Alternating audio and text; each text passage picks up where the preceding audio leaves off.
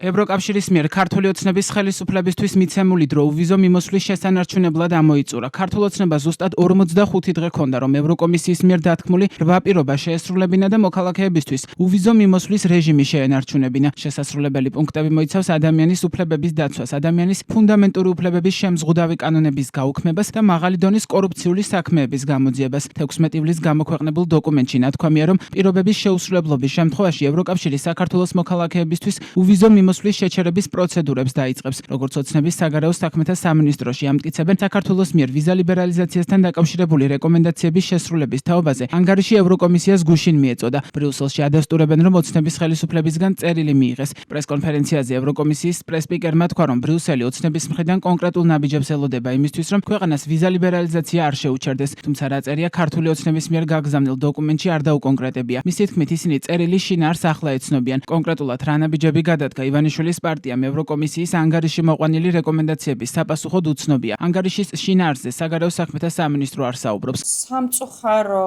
მოცემულობაა ის, რომელსაც თვალი უნდა გავუსწოროთ, რომ უვიზო მიმოსვლის დაკარგვის საფრთხე არსებობს და რეალურია. ამ საფრთხიდან გამომდინარე ჩვენ ვიმყოფებოდით მათ შორის ვარშავაში და შევხვდით პოლონეთის საგარეო საქმეთა მინისტრ რადისლავ სიკორსკის იმისთვის, რომ მათთან განგვეხილა პოლონეთის პრეზიდენტობის პირობებში დაყენებული ინიციატივა, რომელიც შესაძლებლობას იძლევა, რომ უვიზოს დროებითი შეჩერება მოხდეს არა ყველა საქართველოს მოქალაქის მიმართ, არამედ კონკრეტული სამიზნე ჯგუფების მიმართ, როგორც არის ივანიშვილი, მისი გარემოცვა. მოლოდინი იმის, რომ რაიმე მოთხოვნას ივანიშვილის რუსული რეჟიმი შეასრულებდა, რაც შეეხება ანტიდემოკრატიულ კანონმდებლობას ან პოლიტიკური ტყვეების გათავისუფლებას, ასეთი მოლოდინი ნამდვილად არ ქონია და მე ვიტყვი, რომ დიდარც არც ევროკავშირის წევრ ქვეყნებში არსებობდა ასეთი მოლოდინი. უვიზო მიმოსვლის გაუქმება, რა თქმა უნდა, დაარტყავს ჩვენ სტრატეგიულ ინტერესს და ასევე ძალიან სერიოზულ პრობლემებს შეუქმნის როგორც ჩვენ ემიგრაციას, ასევე იმ ხალხს, ვისთვისაც სასიცოცხლოდ მნიშვნელოვანი არის დასავლეთთან ურთიერთობა, კომუნიკაცია, მათი პირადი დღესასრიგიდან გამომდინარე. ქართულმა ოცნებამ შეძლო ის, რომ თქვა, იპოვა თავისნაირი რეჟიმი, თქვა, უნგრეთში და ორბანის საშუალებით შესაძლებელი გახდა მათთვის დაევლოკათ პერსონალური სანქციები, ამიტომ რადგან თვითონ პერსონალურად გადარჩნენ, ეხა თქვენ პირადად ეხა ერთ წელიწადში რომ მოგინდეთ თქვენი არდადაგების გატარება, ან თუნდაც თქვენ პირად საქმეებზე წასვლა, მნიშვნელოვან საქმეებს ღმერთმა დაგაჭირეთ, მაგრამ ხო არსებობს სხვადასხვა მოთხოვნილებები, საერთოდ არ აინტერესებს. იმიტომ არ აინტერესებს, რომ ეხა თქვენ წახვალთ თუ არა და თქვენ პირადად განვითარდებით თუ არა, ეს ბიზნეს ივანიშვილის ამოცანა არ არის. ბიზნეს ივანიშვილის ამოცანა არის მოპარული ფულის შენარჩუნება, ხელისუფლების ყოფნის გახანგრძლივება. დედაქალაქის მერი კახა კალაძე ამბობს, რომ მოთხოვნები ასოცირების ხელშეკრულებების ვალდებულებებთან შეუთავსებელია. კალაძის თქმით, ევროკავშირი აბსოლუტურად დაცლილია იმ ღირებულებებისგან, საითაც ქართველი ხალხი და სახელმწიფო მიისწრაფოდა. მისი მტკიცებით, ევროპულმა ბიუროკრატიამ სერიოზული პრობლემები შექმნა როგორც თავად ევროპისთვის, ასევე მეგობარი ქვეყნებისთვის. პასუხი ძალიან მარტივია, ახალს ვერაფერს ვეთქვი, ის რასაც ვამბობდი ამდენი ხნის განმავლობაში, ჩვენთვის ყველაზე მთავარი და მნიშვნელოვანი არის ჩვენი ქვეყნის ინტერესები. ის მოთხოვნები, რასაც ჩვენ ვისმენთ, აბსოლუტურად შეუთავსებელია ასოცირების ხელშეკრულებების ვალდებულებებთან, რასაც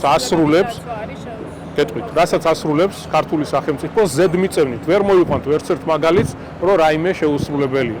ადამიანის უფლებები ამ ქვეყანაში დაცულია ისე როგორც არასდროს. ეს არის ორმაგი სტანდარტი, რაზეც ისინი აპელირებენ. ის, რასაც ჩვენ ხედავთ ბოლოს, რა პროცესები მიდის, რა მოვლენები ვითარდება, საკმაოდ ძიმე ვითარება. აბსოლუტურად დაცლილია ევროკავშირი იმ ღირებულებებისგან, საითაც ქართველი ხალხი და ჩვენი სახელმწიფო მიისწრაფოდა. ევროპულმა ბიუროკრატიამ სერიოზული პრობლემები შექმნა დღეს, როგორც თავად ევროპისთვის, ასევე მეგობარი ქვეყნებისთვის. 16 ივლისს მედიაში გავრცელდა ცნობა, რომ ევროკომისიის მიგრაციის და საშინაო საქმეთა გენერალურმა დირექტორატმა მაკა ბოჭორიშვილს გაუგზავნა წერილი, რომლითაც პარტნიორებმა ქართულ ოცნებას ადამიანის ფუნდამენტური უფლებების დაცვა და კორუფციასთან ბრძოლა მოსთხოვეს. 8 პირობის შესასრულებლად ვადა 31 აგვისტომდე მისცეს. 8 რეკომენდაციიდან ქართული ოცნება მხოლოდ სადავო კანონების გაუქმების მოთხოვნაზე აპელირებს და ამტკიცებს, რომ უვიზოს არ შეჩერების სანაცვლოდ ევროკავშირი საქართველოსგან LGBT პროპაგანდას და სუვერენიტეტის დათმობას ითხოვს. რეალურად კი მოთხოვნები ყველა მოქალაქის ფუნდამენტური უფლებების დაცვას და დემოკრატიის უკუსვლის შეჩერებას ეხება. გარდა ამისა, ჩამონათვალშია კორუფციასთან ბრძოლა, მესამე ქვეყნებთან სავიზო პოლიტიკის თავსებადობა ევროკავშირის ნუსხასთან, წევრ სახელმწიფოებში უსაფუძვლო თავშესაფრის მოთხოვნისა და არარეგულარული ყოფნის საკითხის მოგვარება, ანტიკორუფციული ბიუროს შესახებ კანონში ცვლილებების შეტანა ვენეციის კომისიის რეკომენდაციების გათვალისწინებით, პერსონალური მონაცემების დაცვის შესახებ კანონის ევროკავშირის კანონმდებლობასთან შესაბამისობაში მოყვანა და სხვა.